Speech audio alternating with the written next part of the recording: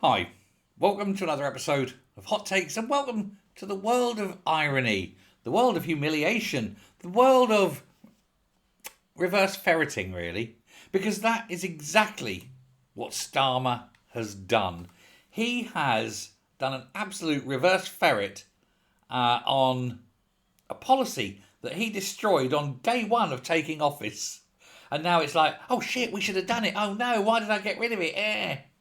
Because Britain today, or yesterday afternoon, has joined other European Union countries in pushing for alterations to overhaul the Human Rights Act, the European Convention on Human Rights, that would allow Rwanda-style migrant schemes, basically sending the immigrants to Rwanda. Do you remember how when we started this sort of 18 months ago when we had that, and it was actually putting off immigrants because they thought, I want to go to Britain, not Rwanda. And he went, no, we're going to get rid of this because it's terrible, human rights, sending people to Rwanda is terrible. Well, he's read the room, hasn't he?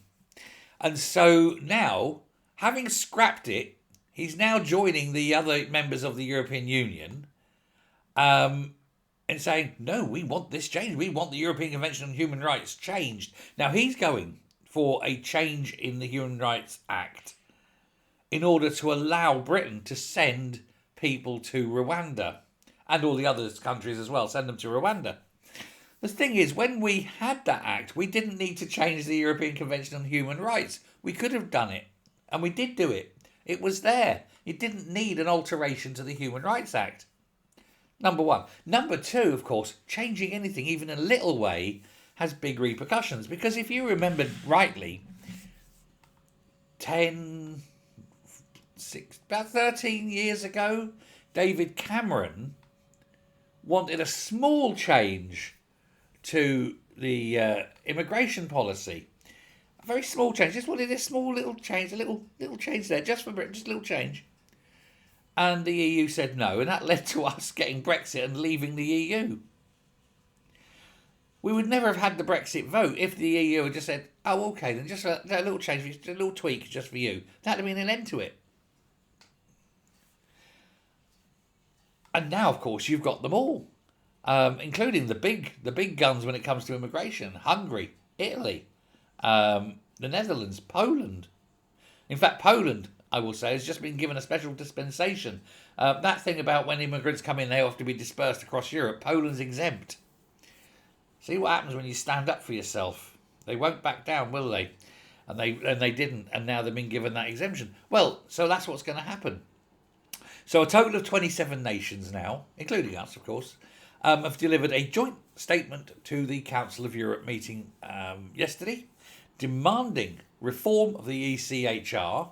Although, even though you don't need the reform, the Rwanda thing could have worked without it. But I think they want it reformed just to remove any kind of possible legal barrier later on.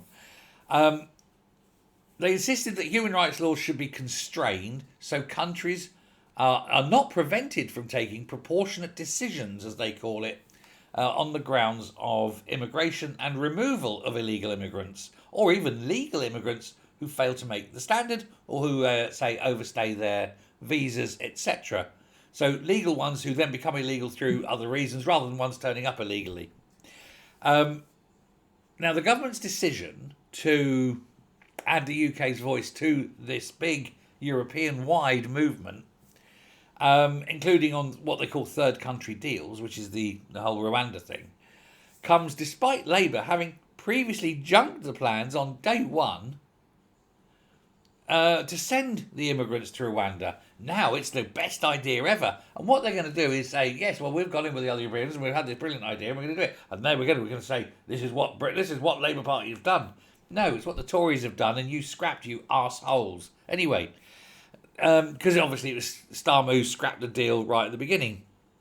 It was on his first day. It was one of his very first acts. In the same way as Tony Blair's very, very first act was to get rid of the death penalty for treason. It's almost as though he knew what he was going to be doing. Starmer is got rid of this Rwanda thing because he wants lots and lots of little immigrants to come in and replace us, etc. He's been ordered by the Chinese Politburo. But now, of course, Europe's had enough. The people of Europe have had enough.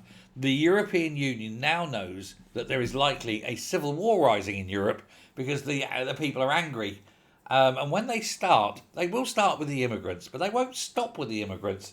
They will then move on to the people who let the immigrants in, i.e. the politicians. And they ain't going to stop at their local councils. They're going to go all the way up.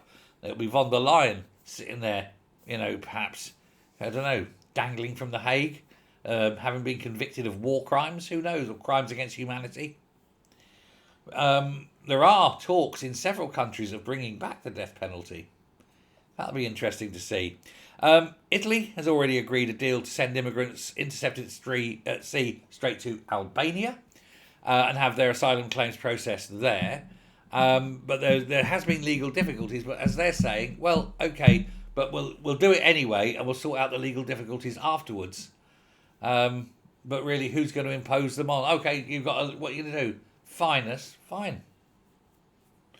They had a joint statement on Wednesday. It's in where is it? French border, Strasbourg. The 27 countries called for what they called innovative and durable solutions to address illegal immigration. Yeah, they basically said that no state should be prevented from throwing out the ones and its undesirables and those who come illegally. And they're absolutely bloody right. They want Article 3 of the European Convention on Human Rights, which prohibits torture and inhuman or degrading treatment to be constrained to the most serious issues, they say. Meaning that inhuman or degrading treatment does not mean locking people up, putting them in a plane, flying them abroad and dropping them off in Rwanda. It's just basically they want it limited to just to torture, but torture being redefined as actual physical or mental stuff, not just, oh, I feel so sad because I've been thrown out and got to go and live in Rwanda. It's not torture, It's consequence of your action, I suppose. They also want Article 8 of the ECHR, which protects the right to family life. They said that should not prevent countries from applying clear rules on immigration cases. Your rights, if you come illegally, you do not have the rights. Your rights will be sustained only if you come legally. Fair enough. The trouble is that these people can't come legally because they don't meet the criteria, can they? Yeah.